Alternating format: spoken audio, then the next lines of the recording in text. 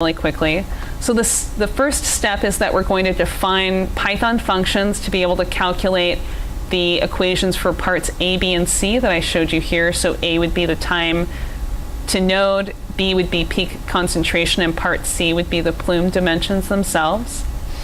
The second step would be to read in a set of input parameters. So what that would be these initial conditions that are specified in the model description here. And I have those, of course, in a text file that we can also look at if you'd like. And the third step would be to define the model domain and interval size. So by domain, I mean the physical domain that we're going to go over. So we're going to be traveling a total distance of, I think, 100 meters, and the interval size would be 5 meters, right? So I have 20 nodes within that domain. We're going to pre-allocate basically space to store our output data. We're going to write a loop to iterate over the model domain, which means that we're going to be running those functions at each node or each interval in the model domain. We're going to, within that for loop, be applying the functions that we defined in step 1, write output files, and then plot the data. And here's that reference actually for the book that I pulled this example from, and I believe it was example 6.2. Yeah, so the book is called Groundwater Contamination, Transport, and Remediation. It's the 2nd edition. And the authors are Bedient et al., and it was published in 1999. So the first thing I'm going to do, actually, let me show you what that input actually looks like. So it's pretty simple. It's just a tab delimited text file here. And I probably could and should have done this in a different way. You know, it makes, I think, well, no, it's okay. It's not horrible. So I have 2 columns here.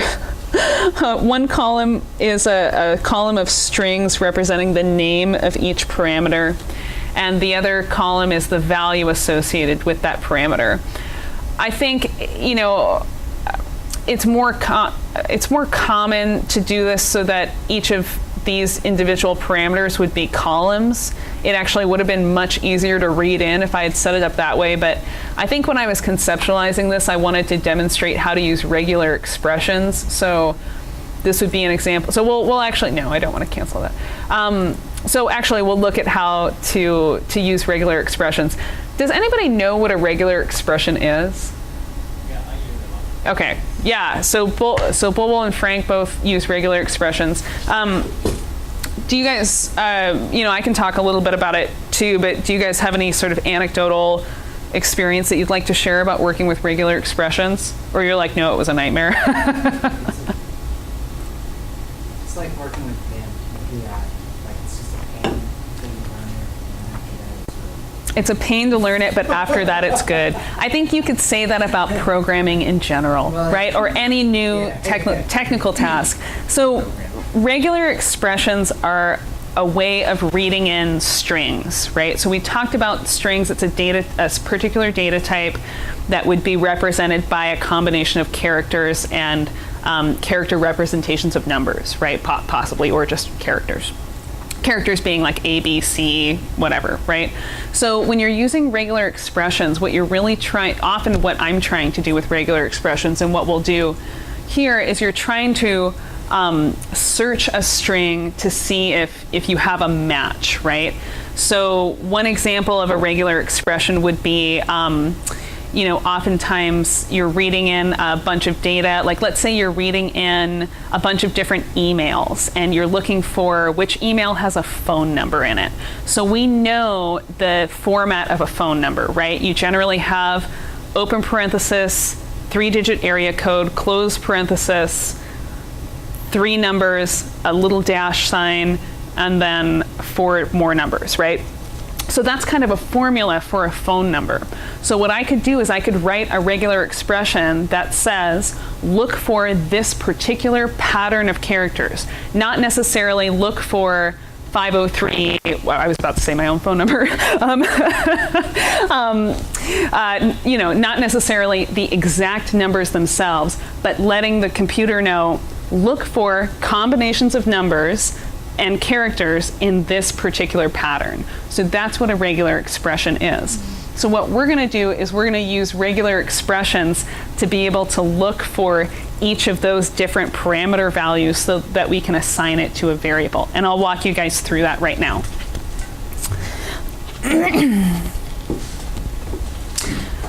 So in the packages that I'm importing here, I'm bringing in the math package because it looks like I'm probably doing something with square roots. Yeah, I'm using pi and square root. So I'm going to bring in the math package. The base Python package does not have, it might have square root. I don't think it does, but it certainly doesn't have pi. And so we're going to bring those in. NumPy has square root. NumPy has square. Yeah, I could have just done this. I could have done the whole thing with NumPy. I think I was just trying to show off when I wrote it, to be totally honest. Which isn't very show-offy if I made it overcomplicated. Yeah, maybe I was just a novice, right? Yeah, we're all learning. Yeah, I probably could have done everything with NumPy. And then I'm bringing in some things from matplotlib to be able to do some plotting type things, and some of this will work and some of it probably I'll get some error about it not working, but that's okay. So step one of our implementation algorithm was to define functions for each of those quantities that we'd like to be able to predict. And so kind of, excuse me, kind of similar to writing a for loop or an if statement, you have your control flow statement followed by a colon, and then everything that you want to have done within that function or for loop or whatever is going to be indented by one tab or equal to 4 spaces. So in this case, our control flow statement, because it is a function, has to start off with this, this word def or def, which basically just means that you are about to define a function. We then specify the function name, and within parentheses specify any arguments that we would expect to have passed in with this function. Sometimes when you see functions that are written by people who are honestly much better programmers than I am, they'll have little, asterisks here, and generally that means that it is an optional argument. If you don't see those asterisks, then these are all actually required arguments. So what that means is that if I were to try to call this function, which when I say call a function, what I mean is that I've defined a function here, and then when I want to use the actual function, I have to actually type the name of the function and give it its arguments. That's called calling a function. When I call that function, I have to give it these arguments in this order. Otherwise, I will get an error to the function. Even if I have these arguments and I put them in the wrong order, I'm just going to get the wrong answer. It won't error out, but I will get a wrong answer. So it's important to know what order you have to put those in. This last line that I have in each of these functions where it says return something, right? Return this variable or the quantity associated with this variable. That means that when I'm running that function, I am going to get a value out of that, and I would like to be able to store that value. I want to be able to keep that value. So I'll show you how to call the function so that you can keep that value. But what this function is doing is it's going to spit this value back out at me, and then I'm going to save it as a variable. So I have each of these functions defined here: time to node, peak concentration, which I'm just calling peak, capital C, and then the plume dimensions, which I'm calling plume dim. And this plume dimension function I can actually use for both the x and y directions, just depending on which parameters I feed into it, right? Remember that some of our input parameters were these dispersion coefficients in the x and y directions, and if you look at how these plume dimension functions are set up, it's the exact same function except the dispersion coefficient is given with respect to either x or y for whichever plume dimension you're trying to calculate. So that would be an example of how to set up a function in Python. Does anybody have questions about functions in Python? Okay, awesome. So step 2 would be reading in those input parameters. So here I have, here's where I'm going to start using those regular expressions. So this is one example of what a regular expression looks like. What I'm doing here is I'm defining a character to define a header string, and let's see, did I, not sure. Anyway, I didn't have a comment character in there, so that was maybe not the best way to do that. But when you have a regular expression that starts with this little, I don't know, what is this called? The little up arrow, right? That means that what I want to look for is some pattern where the string begins with this character or this pattern of characters, right? So that's just kind of a keyword, or not keyword, but maybe just a flag with regular expressions that you set. In this case, it doesn't look like I'm actually reading in a header line, but that's totally fine. So this is an example here. So here I've pre-allocated all of my variables with just the value 0. And then what I'm doing here is I'm going to read in this file line by line. So what I'm going to do is I'm going to read in this line. I'm going to check to see if it's a header, which I think that maybe that I don't quite, I should have commented this a little bit better, but I think that # somehow relates to these being all character values maybe. I really should remember my own code better than that. But anyway, what I'm going to do is I'm going to read this in line by line. I'm going to check to see if I have a column header or not. If I don't have a column header, what I'm going to do is read each of those lines in. So what would happen is I would read this line in first. Obviously, that's a header line, so nothing is going to happen. I'm not going to read in any data. On the next pass, I'm going to read in this line of data. And of course, I have a parameter value, a parameter name, and an associated value with that. So when I read in something line by line, what I actually get is this entire line as a single string. So what I have to tell Python to do is to split that string into a list using the delimiter of my file. So let me say that again. What I'm going to do is when I read this line in, I am given a string that is equal to capital D X space or tab character, the string representation of the number 1.0000, whatever, right? I get a string that is all of those characters put together. So what I actually want is I want to be able to separate out these values in a list. And so what I'm going to do is I'm going to split up this string into a list using the delimiter for this file, which in this case is a tab character. Okay. Then what I'm going to do is I'm going to use regular expressions to search for whether or not I have each of these parameter values associated in that line. So if my line is begins with capital DX, so that my first dispersion coefficient in the x direction, then I'm going to go ahead and define the variable dx that I pre-allocated here as the value that is associated with that parameter name.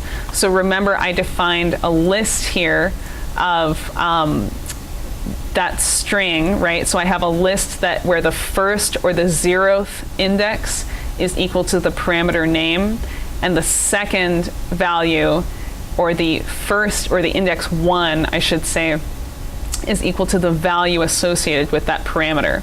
So when I'm defining each of these variables, I am taking that first, the index 1 from that list, so the value associated with the parameter, and I'm converting it to a float because, of course, I read it in as a string. Does that kind of make sense to you guys? Does anybody have questions? Using regular expressions here was kind of overkill, and I'm willing to admit that. I think my goal, I made this model probably a year and a half ago, but I think my goal at the time was, oh, they're really going to enjoy regular expressions. And let me tell you, they did not. But live and learn, right? You guys aren't really going to enjoy it either, but it's already written for you, so you don't have to worry about it. So this is... Pandas would have been so much... Yeah, I mean, I could have just set this up so that these were each columns, and it would have been like really super easy, right? But did I want to make it easy? No, I didn't. So, and it would have been a considerably smaller amount of programming too, right? Like just to do this, let's see. Oh yeah, I mean just to read in this, so I could have read in this file with one line of code using pandas, or even NumPy, I could have done it with one line of code. Instead, I did it in 54, you know, so, and some of those are spaces or whatever in printing things, but really I think 38 was maybe the full amount of code. So that's a considerable amount of programming for a very simple task. So that's why I say it's overkill. But yeah, I did go through and I printed out everything as I went. So, you know, you can see these are the individual lines that I read in that are broken up into a list. So I have a list of each sort of character representation of you know, whatever values or in that string that were separated by tabs. This \n character is a new line character. It's a hidden character, but it lets the text editor know that we want to go to a new line after that. And then here are those float representations of the variables that that we assigned. And I think the last thing I actually looks like I did steps 2 and 3 in this same block. So step 3 was to define the model domain and the interval size. So I've defined this variable h that I never used. I would have put it here probably, but what I did was I used, if you guys have used MATLAB before, you're probably familiar with this linspace function. NumPy has the same kind of equivalent, right? So I've defined my domain, a variable called domain is equal to a linear spacing beginning at 5, the value 5, and ending at the value 100. And I want 20 nodes within that spacing, right? So that's how I get my domain there. And here's what my domain actually looks like. So my first domain node is going to be 5 meters away from the spill. My second would be 10 meters away from the spill, and so on. And I should have 1, 2, 3, 4, 5. I'm not going to count them all. There's 20 there. You guys can count them if you really want to. Unless you really want to hear me count up to 20. I can do it. So side note, I over spring break, I was hanging out with a friend of mine who has 2 young children, and the older one insists that the highest you can count is 250, because that is the highest that he can count. So that is the largest number that we're allowed to work with, by the way, according to Elliot. So thank you, Elliot.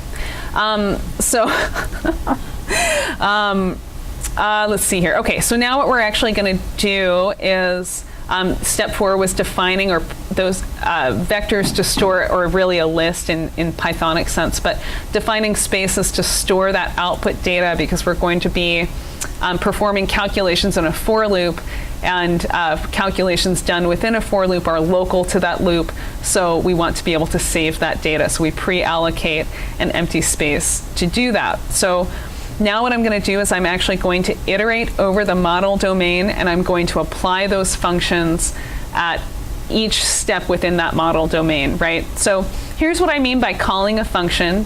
So here I am defining a variable t, and I am assigning it the value that is returned when I call the function time to node. So let me say that one more time.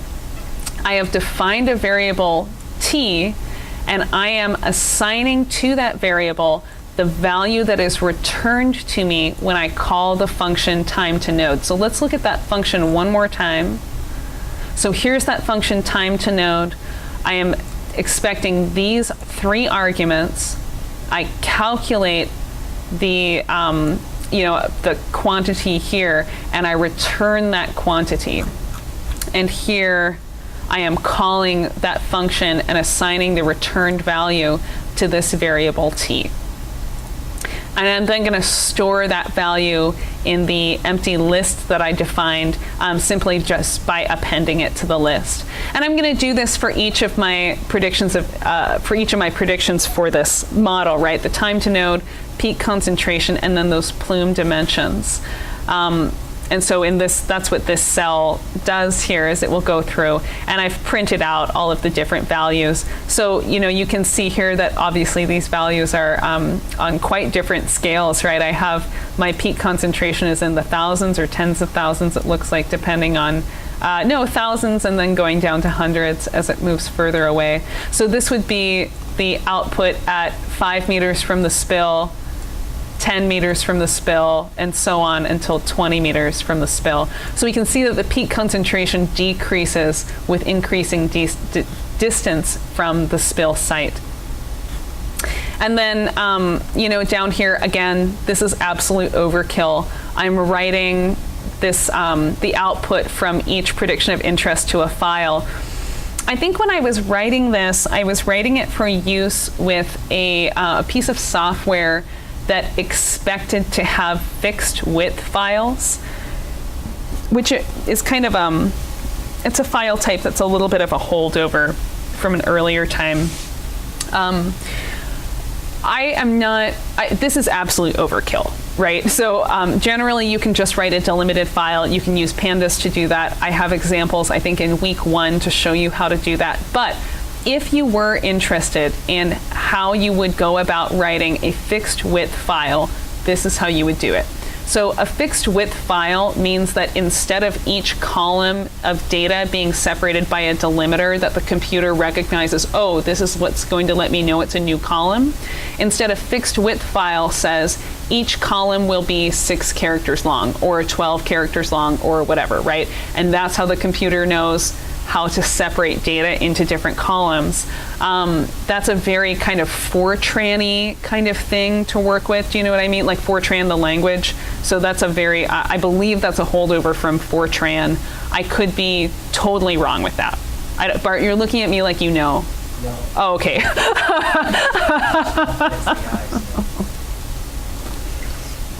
Gotcha, okay. So this loop just goes through and it writes those fixed width files for each, or it writes a single fixed width file. And I'll show you what that looks like for all of the outputs. Let's see, it is called, here we go. So this is what that looks like. So you can see each of these different columns have this exact same width, and it's actually a nice way of displaying data because it will always kind of line up very nicely and very cleanly. And so this is what all of our predictions look like. This is the time to node in column 1, peak concentration, and then the plume dimensions in the last 2 columns. So plume dimensions increase with distance, the concentration decreases, and of course time increases. And then the last step that we're going to do is we're actually just going to plot that data. Pretty simple plots here, right? So I am apparently defining a figure for each one of these, which is fine. I don't think I really needed to do that. I think that is unnecessary syntax there. So you can see the progression of my own learning with Python as we look through these things, because I wrote this about 1.5 years ago. Anyway, doesn't matter. So I'm plotting my my time to node output data. I want to plot it as a red line, and I want a thick line, so I'm giving it a line width of 4. I'm giving it an X label, a Y label, and then I'm requesting that that plot is shown in the console. And I do the same for the peak concentration in each of the plume directions. So in this case, the travel time and the distance from the leak are a 1-to-1. Well, no, I mean they form a linear line here. I think actually I mislabeled this. I think I mislabeled all of the x-axes. It should go from 0 to 100, and I think I just used the number of domain nodes instead, so I'll have to correct that. I just noticed that. But here's our peak concentration, which decreases over time, and the plume dimensions, which also, of course, increase over time. So this is the simple model that we are going to create a data-driven surrogate for. So let me summarize the information that we actually need to be able to create a data-driven surrogate. I have chosen, I could have used all of these predictions here, but I'm really only interested in the peak concentration. So this is what I'm going to use for my target values, and then, or my Y that I'm going to be mapping to. And then my input, my X data, would be all of these initial conditions that are associated with this output, right? So here, represented with this simple model run, I have one sample of training data. But of course, that's really not enough, is it, at all? So what we're gonna do is we're actually gonna create a bunch of different realizations of this physical model. So a bunch of different, I think I did 100,000 different input parameter sets. And then we're gonna run that model 100,000 times, or actually I did it for you already, so we don't have to do it together right now unless you really, really want to. So the rest of this code I'm actually just going to show in just regular Python format. So I'm gonna make some of these things a little, you guys see that okay? I'm actually going to, I think, just for the benefit of the camera, I'm going to change the background color a little bit. So just by the way, I think, Elizabeth, you kind of wanted, remember we talked about it? Okay, cool. So if you want, I always have all of my backgrounds when I'm programming as a dark color because it's easier on your eyes, but I think it's actually difficult for the camera to pick up. So in Spider, if you go to Tools, Preferences, and then I believe syntax coloring. Here we go. So I usually use this scheme called Spider Dark. The PyDev would be the sort of classic, this is sort of like the default, Python way, I guess. I don't know. I'm not really being super clear, but this is what you usually see Python code colored in.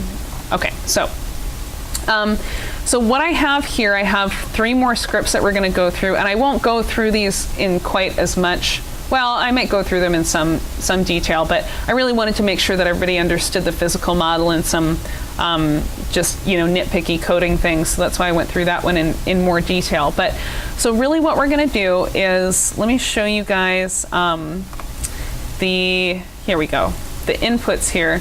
So these are, and this is a better way to represent this file, of course. I have each parameter represented as a column, and each row would be an individual sample, essentially, right? So what I'm going to do is I am going to iterate through each row of this file, and I'm going to read in each of these rows as their respective input parameters, which would be equal to the header of the column that they're read in under. And I'm going to run the simple model once for each of these input realizations, we'll call them, and then store that data. So I have 100,000 rows here, which might have been a little bit of overkill, but I'm fine with that. And so you can see here, remember before I had, 30 or 40 lines to read in that, ridiculous input file, and instead here, I'm just going to read it in with 1 line, right, of pandas code. So I would highly recommend doing it that way. Really, this code is set up a very similar way, but in a more, I guess, Pythonic type sense. So I'm bringing in the packages that I'm going to use. Pickle is the way that we're going to save, I think, the output data. I think I'm saving that in a dictionary, but let's look at how I'm doing this here. So we can actually, I'm not going to actually run this because it'll take a few minutes, and I think that you guys should be able to, I think you're capable people, right? But let's just actually, I am just going to run these first couple of, it's because I'm not in the right, let me navigate to where I'm supposed to be. So I'm getting an error here, by the way, because I wasn't in the right folder. So, okay. Let's see if this will. There we go. Okay. So I have, I've read something in with pandas, and I've printed out, if I print out using this dot head, I don't know, function or argument here, it will only print out to the console the first, I think 4 or 5, yeah, it looks like 5 lines, 5 rows of the data frame. So, you know, I have 100,000 lines here. I don't really want to print out all of them, but I just kind of want to view the data to start off with. So this is what I'm working with here. And you'll notice that so these are all of my input parameters, right? All of my input parameters have quite different scales, right? These dispersion coefficients, I think generally, which are the first 2 columns here, as well as this velocity parameter and this final parameter over here on the right. I forget what that is, but all of these tend to vary between approximately 0 and 1. Whereas the initial concentration parameters are, you know, in the sort of tens of thousands of range, and this spill area is in, you know, kind of the tens. So these different input features are on vastly different scales.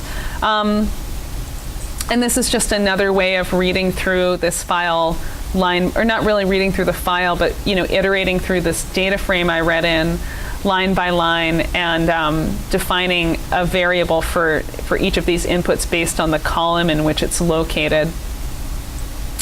And then again, you know, I define a linearly spaced list. And it looks like this time I did use that parameter, or that variable h.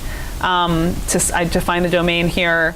I'm pre-allocating space to be able to store my output, and then for each node in the domain, I'm calculating these predictions of interests, and I am then storing that data in a dictionary. So what I ultimately have is I have a dictionary where each run is stored as a key, and the output from that model run is stored as the value associated with that key, if that makes sense. And then I take that dictionary and it's not going to take that long to run. Let me just run this thing. I have a pretty good computer, so it won't take too long. But I do want to show you what that dictionary actually looks like. So again, what is going to happen is for each model run, I'm going to store the lists of output for each domain node, right? Associated with a particular key. So dictionaries are setups of key and value pairs. So associated with the string t, I'm going to store a list of time to node values calculated at each node within the domain. So this is going to be a list of length 20. Similarly, for each model run, I'm going to have a dictionary where I have the peak concentration, a list of peak concentrations calculated at each node in the domain, stored associated with the value, with the key Cmax. So